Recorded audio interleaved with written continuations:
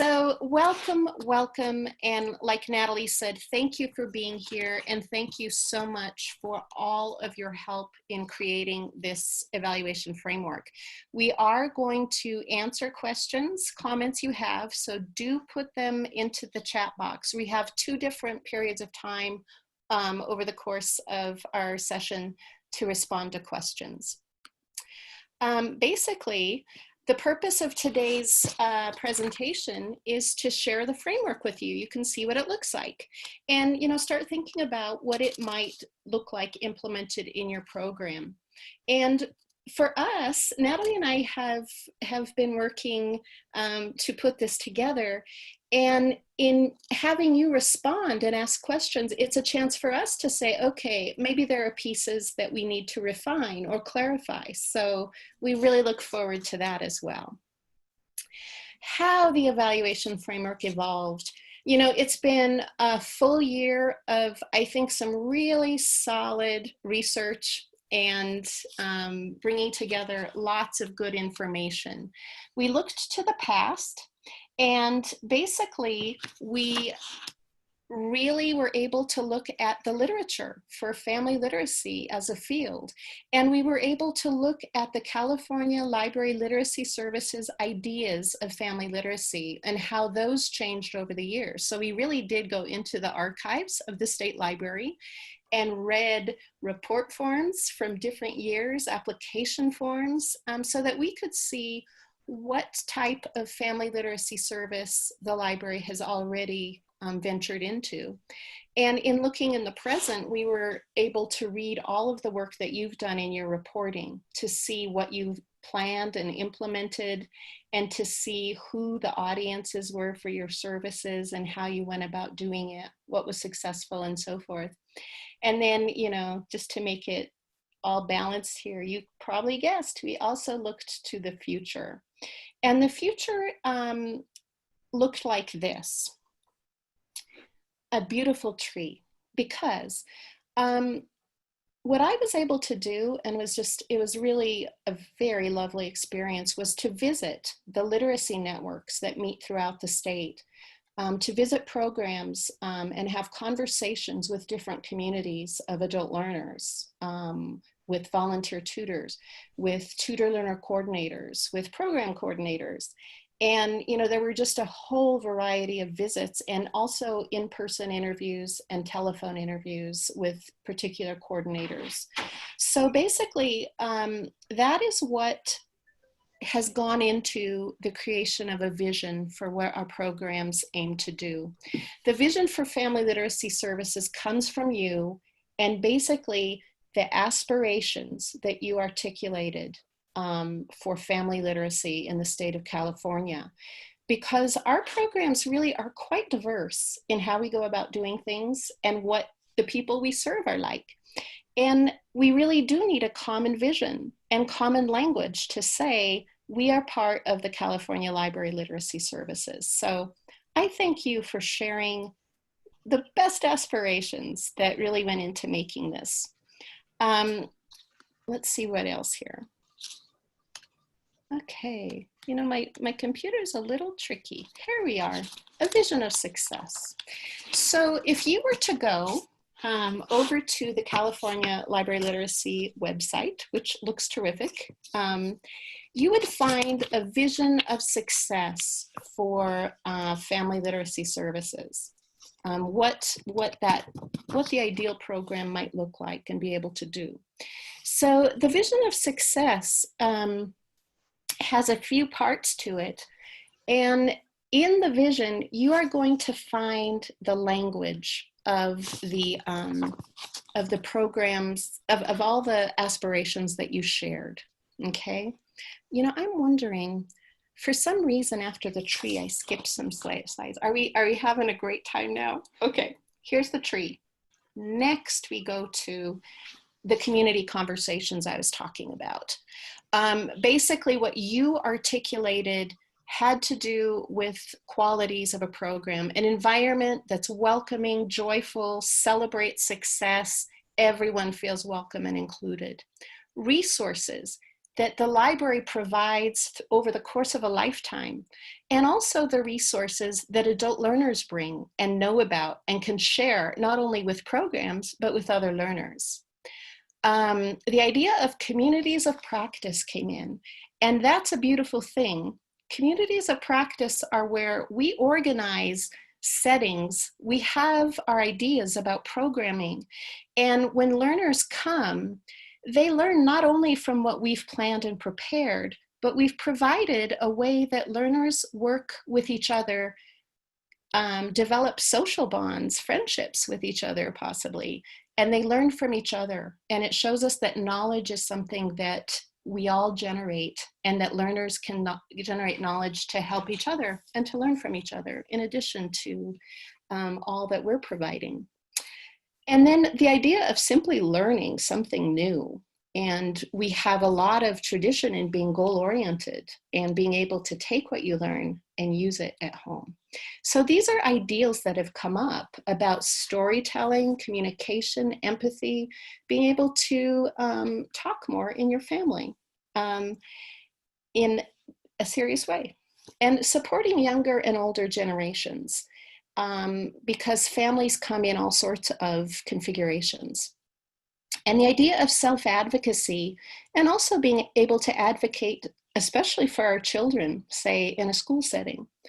And then the last point that came out of the community conversations have to do with our programs as established, known quantities and partners in a community.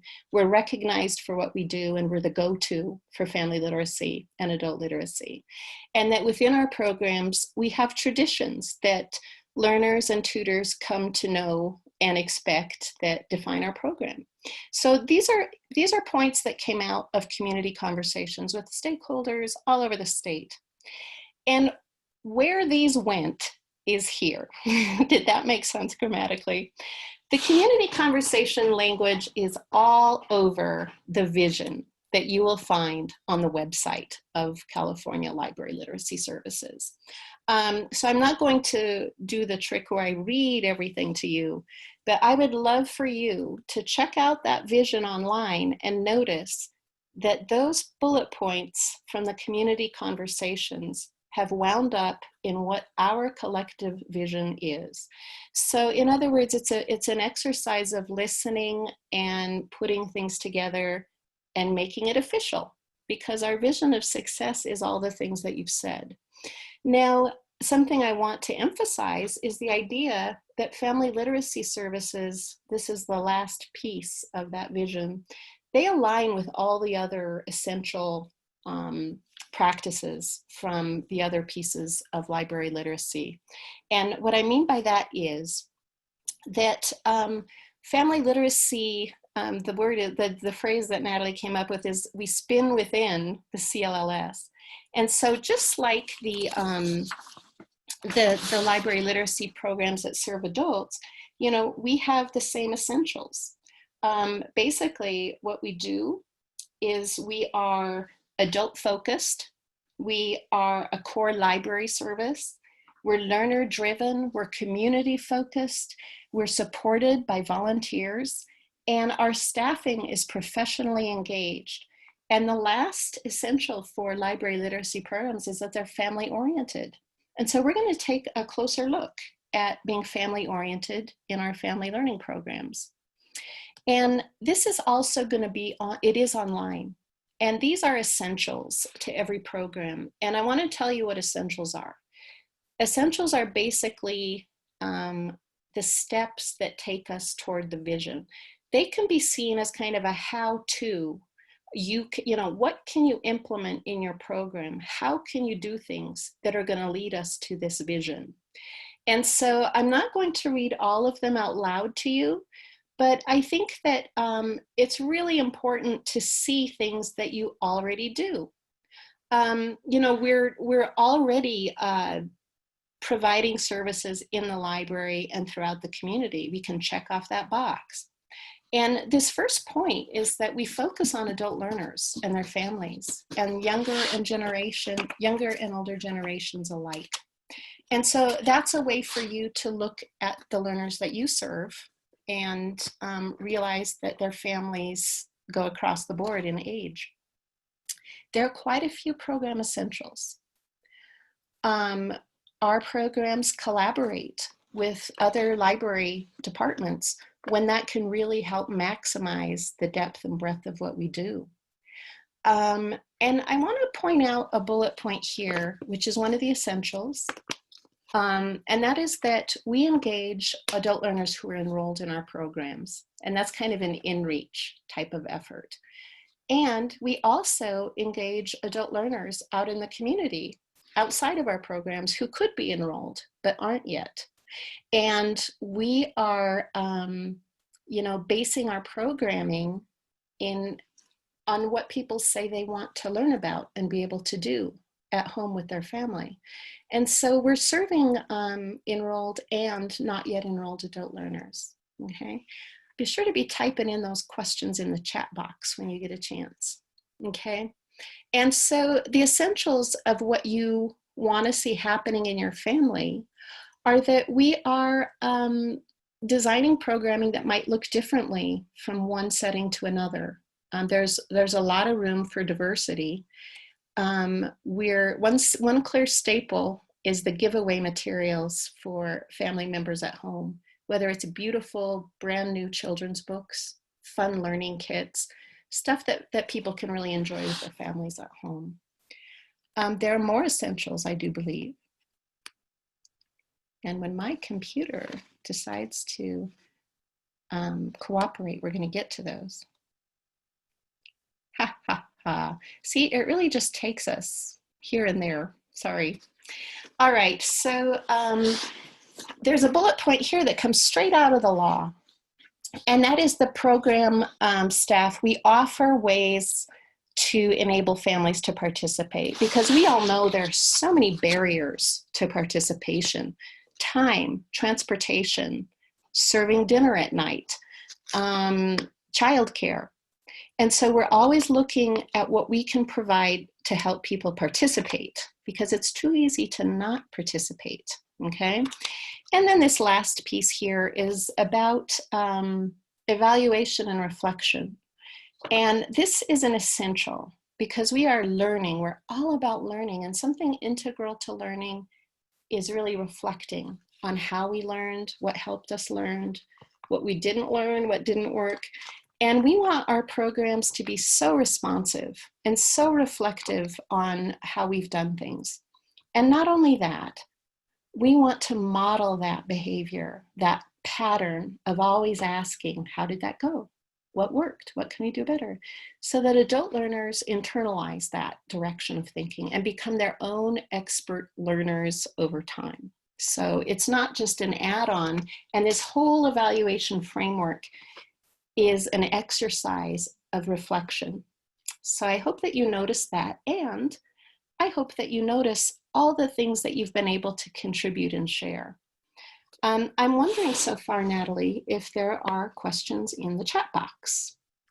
Well, right now, there are no questions in the chat box.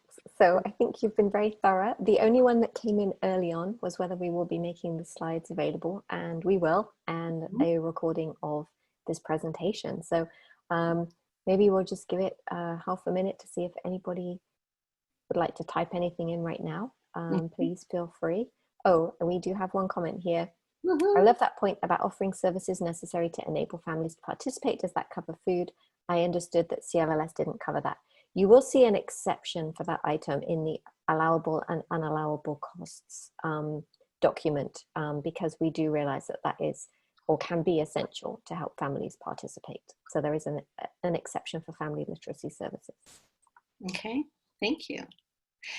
I am curious, it seems like there are a lot of essentials, and I think that this is a starting point for you to be able to explore them thoroughly and to know that those are some measurements that where you can see how your program can improve. You can see how your program's already doing things. So we wanted to take the activities that align with the vision and make them explicit so that we all have a common language about what programming looks like for us. All right, Natalie, shall we keep going, or would you like to add anything in? No, let's keep going. Thank you, Amy. All right, let us keep on going. So what we have next is, after, so much preliminary information, what does the framework actually look like? And I'm kind of pleased with this graphic because what we're going to look at next are the 4 pieces that together create an evaluation framework. The first one is the family outcomes that you collect already in roles and goals. And then the second piece, when we move out, are some added questions. When you do the annual roles and goals evaluation and goal setting process, we're going to ask you to ask some questions for adult learners who participate in family literacy. The next section is about event check-ins, and that is a new piece that I think you'll find very exciting, as well as one in-depth interview with one adult learner. So let's take a look and see what that looks like. The roles and goals outcomes, this should look familiar, right? You do it once a year. Some programs do it with staff people. In other programs, tutors are instrumental. And so you're going to fold in things that you're already doing that make sense. So hopefully this is not too onerous a problem. Adult learners that set family member goals and that work toward them, that's family literacy. And so when you are able to support and explicitly provide materials and activities to help learners in their role as family members, that's family literacy. All right, the second document is called questions. And there are a few questions here. And basically, when you do the roles and goals process, the conversations with learners, you're going to ask questions about their involvement in family literacy. So let's see what that looks like, okay? You can read the question, and it's about communication, and it's about being able to communicate with families at home. The next thing is, it's about resources to support your family. Okay, so this can be so many things. These are quite broad. And it can be lists for the community clinic, how to enroll. It can be a science kit that you do together as a family. It's about resources that support the family. The third question is also quite large so that it can be an umbrella for people's experiences. And it's really about being able to support different family members. And that's usually why people participate in family literacy. They want to help their children. They want to be better. They want to be able to care for their elders with more confidence. So hopefully this will encompass all of that. The last question is more specific, and it's about selecting and sharing books. And we'd love to hear the examples that people get. That will be some rich material for you in your program. So basically, you'll notice these are yes/no questions, and we've tried to make it snappy so that it's not terribly time-consuming for you, but gives you good information. We really heard the field loud and clear that there's not a lot of extra time for new things, which is why this is embedded in the process that you already do. And basically, some main goals for this whole process was to really collect information that matters and that gathers success and communicates it well, and that also aligns with and feeds into the process he's already having. So we hope that you find that that is the case. When you do roles and goals questions, of course, the world is your oyster. You can add in all sorts of questions that you'd really like to know, and maybe only once a year have the opportunity to do so in a formal way. All right, so we have seen the roles and goals piece. Now, this event check-in is going to be, it's going to be a new thing, okay? And what it does is it's going to ask the adult learners who have participated in an event that you've given to provide instant feedback, okay? And this means when you do a program in your family literacy program at the library, everyone who's participated, all the adults, will answer some questions. It also means that when you are out about in the community providing outreach, let's say you do some outreach that's really more intensive, it's a higher touch. You offer a workshop at a school or a community center, or you offer a family story time at, say, a housing complex. We're going to be asking you on the state report how many adults you've served, both who are enrolled in your program and who are not yet enrolled. So when you go out in the community and do a program, you'll be able to get questions and feedback from all the adults who participated. So you'll get credit for that when it comes time for reporting. We can talk more about this. I want to show you what the questions are. And these correspond directly to the values that you articulated in the community conversations, that people belong in a warm, welcoming environment. So it's a yes/no question. And we want to emphasize that peer learning and the peer relationships that come out of our programs. And so we ask if people met other people today. And then lastly, in the spirit of lifelong learning, is there something you learned that you can use at home? And this is kind of a way to see how successful your programming is. Not only that people have a good time and connect, but that they gain skill that they can use, because that's the point. So that's the third question for the event check-ins. And so a question you might have is this. Well, I want to add, you can add questions to this too, okay?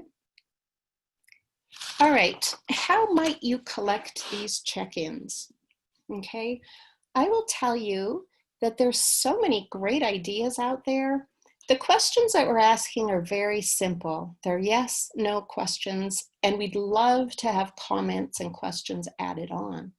So I'm remembering that Gail from, was it Tulamini, was talking about poker chips in a jar. Here's a jar for yes, here's a jar for no. Vote for which one worked for you today. Okay, so it's a nice tangible thing to do. I remember Butte County talking about being the, you know, the champions of the Post-it note, something like this. Maybe it was another clever program. But basically having people not have to do a lot of independent writing and being able to post, say, a Post-it note on the wall under yes or no. And they can add a comment onto that Post-it note if they want. Or you can have people fill out the form. So it's really up to you to see what can work in collecting these event check-ins. And I do want to say that this is not an add-in to programming, planning, and implementation. That the evaluation that we do is integral to the process. And so this step here, if you're not already doing something similar, is really going to give you information about how to do things the same and how to do things differently. So it's invaluable, let me tell you. Okay. Now the next piece here, what is up with me?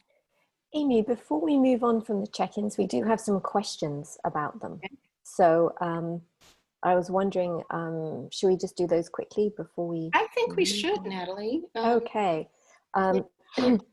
One actually, I think was, well, I have a question about the roles and goals questions from Sherry, who said, do you operationalize communication? And what will that mean? Talk better, talk more often. And I think that related to one of the slides you were showing about the roles and goals questions. Okay, should we go back to the roles and goals just to look at it? Sure. Okay, let's find that on my fancy computer. Where is it? You've gone past it. Oh, jeez. I swear I'm doing double skips here. Okay, haha, is this the question? And then the next, I think it might be the next slide. Mm-hmm. And then, oh, let's take a closer look. Thank you, Natalie. I always, There we go. Can you communicate better? And yeah. so Sherry said, do you operationalize communication? What will that mean? Talk better, talk more often? Hmm. Well, I'll tell you what, these are meant to be a conversation with an adult learner. And I would answer that by saying that the communication piece um, is really something that you're going to find out from the adult learner what that means. So they might say, you know, I can communicate better on behalf of my family because I was able to ask the doctor a question that I would have been too shy to ask before. Or within my family, I actually do speak up more when it comes time to deciding how we're going to spend our time. So it's actually quite subjective, and we'd like to find out what that looks like in different programs. Does that answer the question, or would you have something to add there, Natalie? No, I think that I think it is going to depend on the goals and the things that the individual learner is trying to achieve, and this embraces the whole area of communication. Okay. And before we move off the roles and goals section, Chelsea asked, are these 3 questions intended to be asked of every adult learner with a family goal at their yearly check-in, in addition to a review of progress on goals previously set? And yes, that's correct. They are for your adult learners who have set family-related goals as part of the set of goals that they would like to achieve. Yes. And then the other questions were about the event check-ins. And so Ellen asked, how often will event check-ins be required to be done? And we are asking that every time you hold a program that is a program, to hold a check-in at the end of it. And this will help you also count the number of programs that you offer, because if it's an activity that goes beyond outreach and it counts as a program, you'll have the evaluation and they'll be part of your count of the number of programs that you've held. And then Sherry also asked, question number 2, won't everyone say yes to question number 2? And I don't know, actually. I'm not sure that they will, because you could come to something and not feel that you'd met somebody. I don't think they necessarily would. I think a lot of people might. I also think it's intended as an encouragement at the program level to the people organizing the program to really make sure that they are facilitating communication and facilitating people really meeting each other. Mm-hmm. And I also want to add that, let's say that you have learners who come to programs and they know they're going to be asked these 3 questions over time, because you're asking the questions after every single program. And they're going to come to a program knowing that someone's going to ask them, did you meet people today? Did you learn something today? And so that's a way of helping people internalize good things that happen in a program. And so maybe that will be, you know, it's kind of like how sometimes evaluation really influences behavior, to say, yeah, I did meet somebody and I went out of my way to do it. But I love Natalie's response, where are we designing programming when we look at the agenda and the outline? Are there places where people share with each other just as much as we share with participants? So hopefully, yeah, everybody will say yes. Maybe we'll add on more questions later, but we see that as important, that came out of the conversations of what people had to say. So and then we just have a few questions about people and conversation with people in the chat box, really thinking about how they can use these tools during the current climate, when a lot of things are taking place virtually. Valerie said, during the COVID era, while our libraries are closed, we're looking to continue the practice of doing virtual programming, and we will explore how we adapt doing events and doing the event questionnaire. Any thoughts to virtual programming for FFL? And Diane said she wasn't sure about how to collect the data on a Zoom meeting, or although Chelsea said you could do a poll on a Zoom meeting. And I do think if you have an event over Zoom, the poll feature, I agree with Chelsea, is a great idea. And And Elaine said she shares concerns with collecting this information via virtual meetings, especially with meeting people. And we agree. I mean, this is a framework that is intended to be multi-year, and it will be long-lasting, and we understand that there will be accommodations that need to be made for the current climate, and we can work with everybody on that. This is more the overview of something that will be in place for many years. But and we understand that, yes, it will be hard to facilitate meetings, but there are ways. In the Zoom function, you can put people into small groups and help them, meet one another that way. So we understand everything's different right now, and this is more the big picture framework that we hope will be long lasting. But yeah, we'll be helping you just as we are with how you're reporting on and recording your other CLLS activities. All that support and understanding that things aren't as they usually are is applies to family literacy too. Yes, I do want to add on about using Zoom versus being in person, because so let's say that you're doing a small group. These are questions that you can ask the group as a whole, and it can be a show of hands as you kind of write down responses or put a check mark in yes and no. So I'll very much look forward to see how people can change this into a more digital format. But think about the in-person activity and how it might translate. So I appreciate that question a lot. And thanks, Amy. That's all the questions for now. If we want to go back to, we were at the vignettes, right? Oh, the vignettes. It's weird because my computer has a mind of its own. Do I sound more elderly now? Okay. Hello. Yes. There we are. All right. So we're going to ask you to do an in-depth interview. And that's going to be with a learner that you select and who gives you permission and is into the idea about why they're doing it. And instead of, I want to say that this is a really creative response from the field as an alternative to doing a family literacy survey with every learner who is involved. That's just not a realistic time frame for programs anymore. And so we're going to ask you to dive deep with one particular learner, and it will be able to show more of the social context of how the program impacts their lives. And so we have a whole list of interview prompts, and you might have guessed that those prompts once again circle back to the values that you articulated in our community conversations.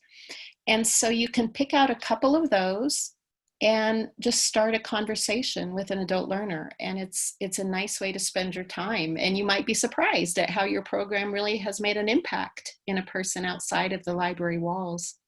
So I don't know if I said this before, that there's a pie, and you know why? Yes, because it's easy as pie. Okay, so you have an interview, and what that turns into is a vignette. And a story is a way, when you write a story, it's a way that the audience or the reader of that story can learn about our programs. So you kind of get to see what we do through the eyes of someone else. And I think that that's extremely important for us, because you can write a vignette that highlights the strengths, the competencies of the people we work with. And you can write a story about a person that a reader can relate to. There really is no us and them. And I think that a story can be a very powerful way for you to notice progress and to be able to share. And some coordinators in the Southern Literacy Coalition were saying that vignettes like this might be useful for newsletters, for grant applications. It can be useful for staff development or tutor training to show what progress looks like. We're going to be asking you to include as many quotes in learners' voices as you can in a vignette, and not to worry, please don't make it any longer than 300 words. So I think that having had an in-depth interview with someone will provide you so much material for writing a vignette, and we're going to be collecting that as part of the state report. All right, so online you're going to find some examples, and there are 3 learners there already, Fiore, Patty, and Carl. So that's going to be the last element of the type of information that we collect. Let's see what else we have. Oh yes, next steps. Basically, in looking at program essentials, which are the how-to, we're going to ask your program to be looking at those in terms of what you already do and what you can implement in your program. If you recall, there was a survey that went out that was due this January, and it was asking you about the program essentials for all other elements of your program. And so the family literacy essentials are the same, they're in the same document. So it's a way to kind of gauge what you're already doing and what you can do more of, okay? And so from the State Library's perspective here, we're going to be offering you training and resources and any technical assistance to help you with your family literacy programs, and to really offer the adults and the families you work with some high quality stuff as you do. And so our training plan is really looking at those program essentials to help you implement them to strengthen the work that you do, and have it be in alignment with our common vision. Okay, so those are words that you hear a lot, but basically we're going to be helping you implement and add depth or breadth to what you're already doing, so that our work is recognizable in our common language. Okay, and then we're going to be building the evaluation framework into the final report. So it's all brand new. And we have, we need to make the boxes. So where do you put that vignette? We're going to make it work for you. So I think that that covers the next steps. And we have here another thinking person, and it's time to check out the chat box. Is there anything there, Natalie? There is. I'm a little blurry, but never mind. We have Ellen said their families often socialize during the course of a program, and would that be part of what is meant by met someone today? Absolutely. The socializing during the program is a really important part of what's happening. So definitely that would be part of what is meant by met someone today. Wendy has suggested, how about met someone new today? And Sherry said, great idea.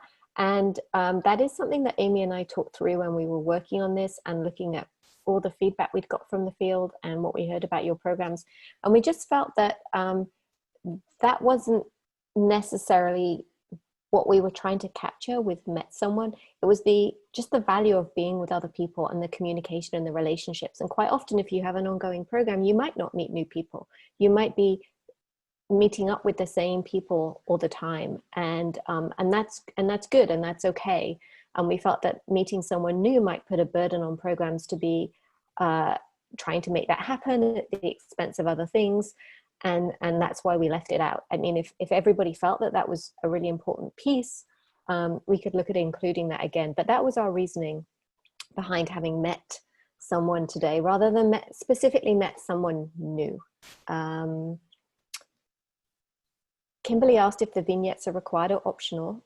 They will be required, but it's just one per year. If you collect more, that's wonderful, but we will be asking for one per year because we know some family literacy programs are small. And then Chelsea asked, this isn't a specific question about the framework, but I'll be very interested to hear about the online programming that others are trying in this time. And I know that that's actually something that's been coming up in the conversations that we've been having, the networking conversations as part of the small group conversations. And so we will continue to have that as a conversation topic. We've been putting ideas that we've been hearing onto the COVID-19 page on the CLLS website. And we encourage people to continue sharing those ideas during the networking conversations. And then Chelsea says, is asynchronous programming, book with lesson plan for at-home use, counted as programming? and need the same type of responses to these questions. If it's not done in a group setting, but rather intended for at-home use, none of the learners would have met anyone. Should this type of asynchronous learning be categorized as something different? Yes, I would say that that is providing resources, or it is providing a learning opportunity, but not so much programming in the way that these evaluation questions have been designed. Amy, over to you. Well, I think I've been thinking about all the things happening at home now that were not happening before. And I'm like, wow, there's so much family literacy going on. And so I think that, like Natalie said, the idea of being able to provide resources and support, it's not necessarily that you're offering a program that you are together to be able to negotiate learning and so forth. So I must say that there's no one right answer in these times. And so we really want to hear what you're doing and how you interpret it as well, because there's a pandemic going on, and I'm just impressed with what people are doing already. Did that blur it some more, Natalie? It unblurred my screen, so I think that's good. It's a lot going on with technology today. Chelsea says, thank you for clarifying. And then Kelly says, I wouldn't consider asynchronous book club or other programming as an event personally. So yeah. Yeah, it's not an event, is it? I think that's exactly what you'd said too, Natalie. It right. is materials, it's opportunities, but it's not an event that you're going to ask evaluation from. Right. But it is part of what you do. And in terms of providing resources, and I think that comes back to the program essentials, where, one of the essentials is about providing resources for learners and their families to use at home. And obviously the tutoring part of things will be captured in your regular report when that learner is being tutored. Mm-hmm. So Pam says the required vignette would be due when? Well, the vignette and the responses to the questions you ask as part of the roles and goals process and the event tickets will all be captured during the final report that you submit every summer. So not this report that's coming up in July or August, because obviously that's way too soon, but the report that we would issue in summer 2021 to capture what's happened during fiscal year 2020-2021. And that's when we will start. And we will give you notice about what that will look like on the report form. So all of this information will be captured through the one final report. We don't want to add extra reporting burdens by having separate forms. Mm-hmm. Chelsea asks, is our priority in family literacy providing events or learning opportunities? And I think we like to think of the programming as a learning opportunity. I mean, I think there's a huge amount of crossover there. If the programming that you're offering is for learners who are enrolled, then they're also receiving tutoring. That tutoring would be reported as usual through the normal channels. And then the supplementary programming that you offer that relates to the learner's family situation will be counted as programming activities, but they're still learning. So, mm-hmm. And if I could, or is there another question? No, you do that one and then I'll go to the others. Okay, because I want to add on that one of the guiding points for this entire process was gathering rich, meaningful information that demonstrates success, and also making it work within the processes that we already have. And when we are talking about the roles and goals and family literacy, I think it's going to be so helpful for programs. It has that potential. When you ask adult learners, when you meet them, what they want to learn about, what they want to be able to do, what would you like to see happen in family literacy program is going to be another question when people are in that environment. So let's say that you do intakes over the course of a month and you notice that in that family member role, there is an activity that actually has quite a lot of popular response. It's popular. That can be a guide for you in creating a small group that can meet on that particular outcome. it can be a way to have more learner involvement in how you do things. And so that's a simple way of, really having grist for the mill and being able to use what people say to provide programming. And then you can move along from that and have a community meeting. And you have adult learners help you set up the agenda for the coming year. What do you want to learn about or be able to do? And, have your programming respond directly to that. So I think the roles and goals is really a pretty marvelous structure that's going to help you involve learner voices in programming. I agree, Amy, and although it wasn't specifically to do with the family goals, we had a great example last year of a program that noticed that a lot of learners were setting goals about getting more involved in their community. And so they developed a program that would, as a group, collectively help learners get involved in the community, because they noticed it was something that was coming up for a lot of people. And so they created that program around that goal, and the fact that a lot of learners were setting that goal. And I think that's a really great example that can translate into the family literacy services. Exactly. So we had another question. Would this same type of service, book/activity with a video read aloud, be considered programming? I think we'd probably have to know a little bit more about the program, but if you had a group of people together and there was a read aloud and people were perhaps talking about what was being read, and it was something the library had organized and brought people together on Zoom, then I would think that would be a kind of a program. But I think I'd probably need to know a little bit more. Did you need me to read that again to you, Amy? Or yeah, why don't you read it again? Would this same type of service, book/activity, with a video read aloud, be considered programming? You know what? This is a little different from what the synchronetic, what was that word, Chelsea?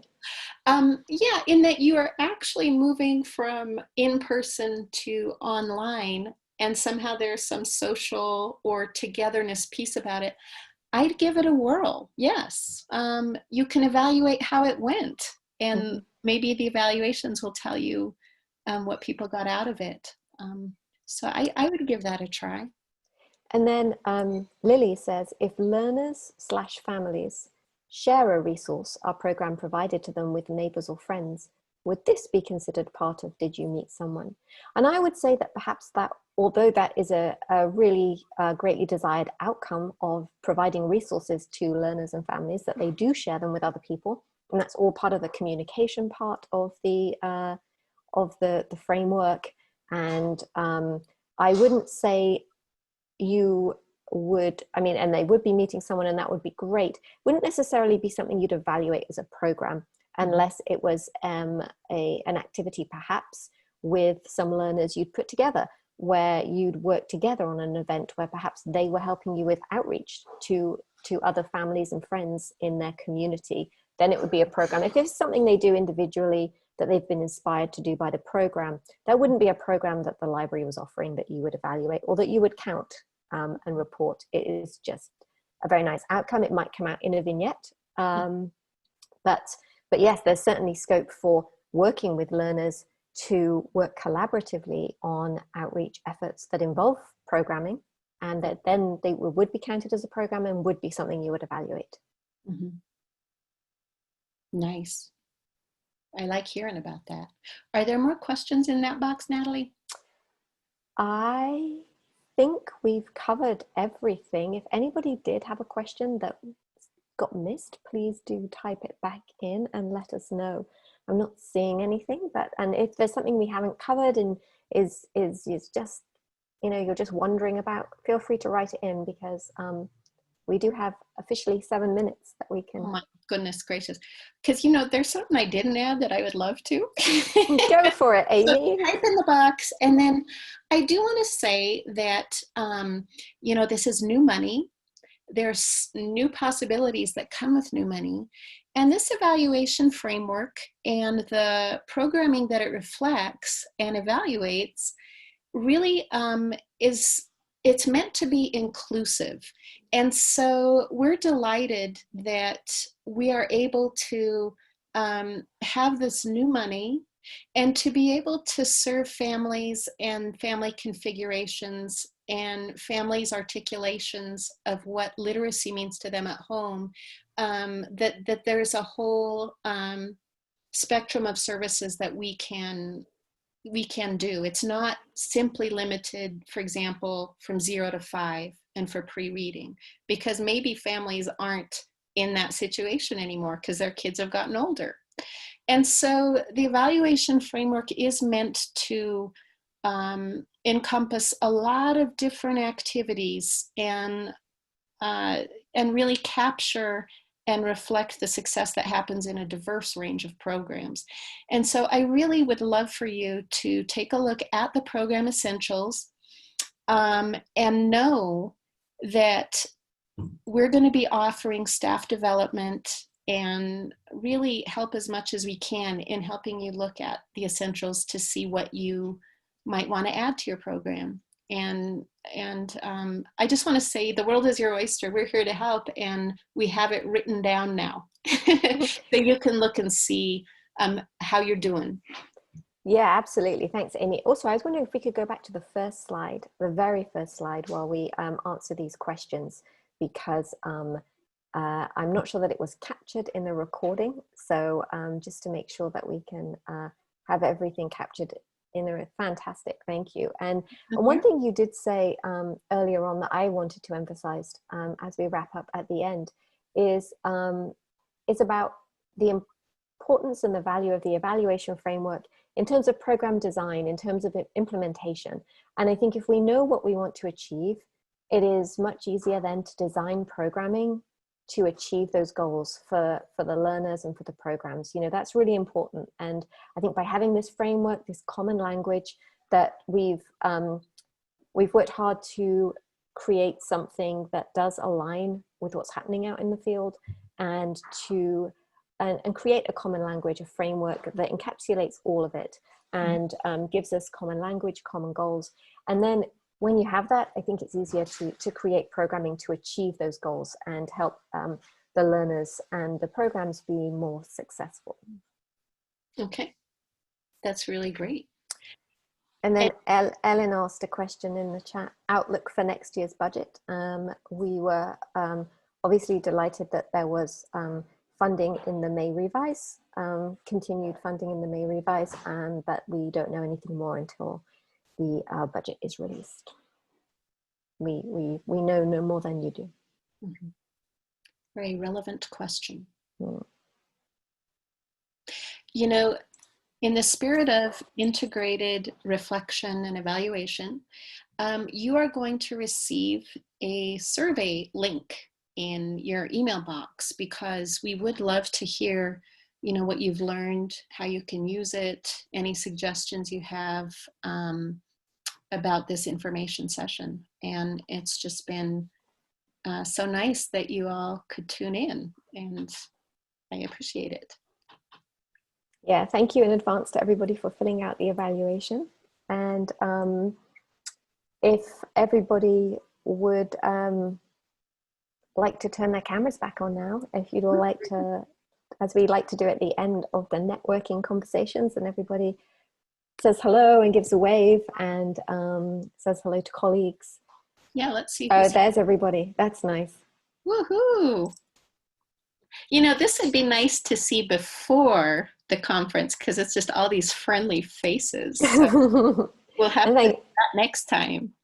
But thanks to everybody for joining us. And don't hesitate to be in touch if you have any questions. We are here to help. Absolutely. Okay. Oh, and Wendy says, how can we access the recording? We'll make it available through the website. Thank you, everyone. Thank you. Thank you. Thank you, Amy. Bye, everybody. Thank you, Natalie. Good to see you. Bye. Bye-bye.